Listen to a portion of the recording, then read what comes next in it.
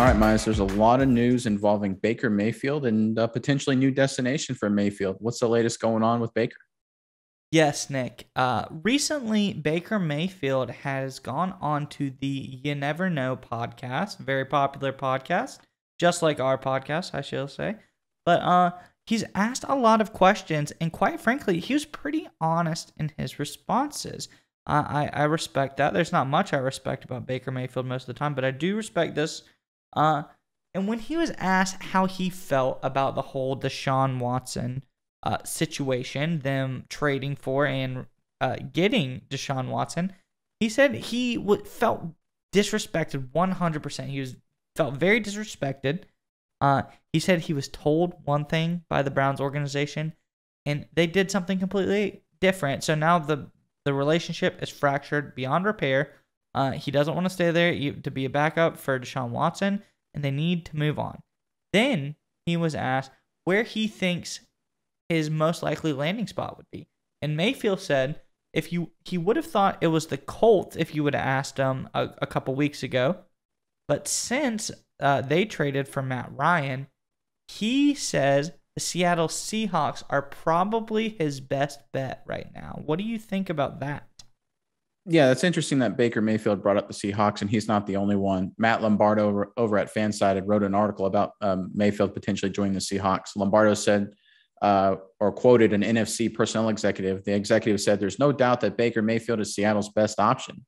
He's only 26 years old. Is he a headstrong guy? Is he a prideful guy? Absolutely. Bigger than life, and that's all right. Pete Carroll can corral that in. That's what he's good at."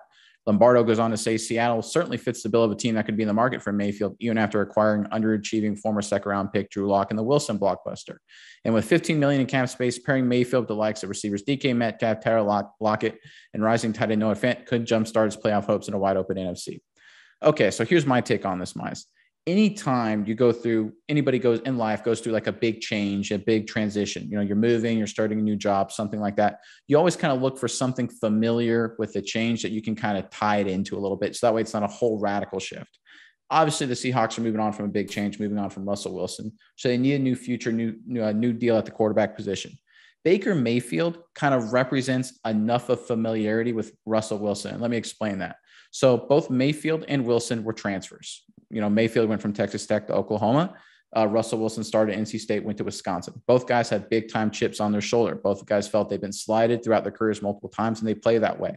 Both of them see themselves as kind of the common man's champ. They're, the very raw, pumped up, excitable players. That's just who they are as individuals on the field. Both of them are smaller guys.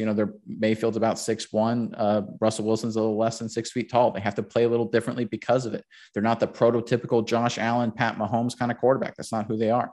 And in terms of playing on the field, what they're good at, both of them are outstanding deep ball throwers on play action and otherwise. In 2020, when both quarterbacks were healthy, both Mayfield and Russell Wilson ranked in the top 10 in deep ball passing efficiency, according to Next Gen Stats.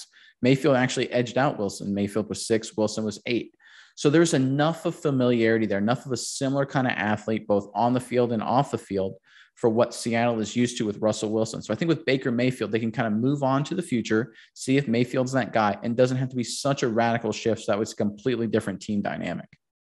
Yeah, and I like to touch on something you said earlier, because I think this is a key point here. The perfect reason why Seattle is good for Baker is Pete Carroll's big personality, wrangling abilities.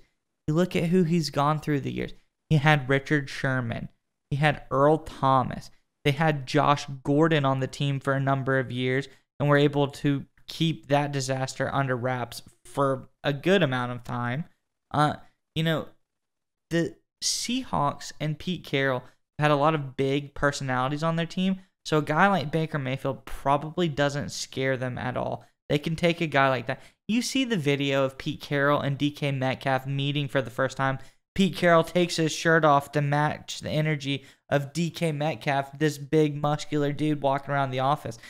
Pete Carroll does what it takes to wrangle in the big personalities.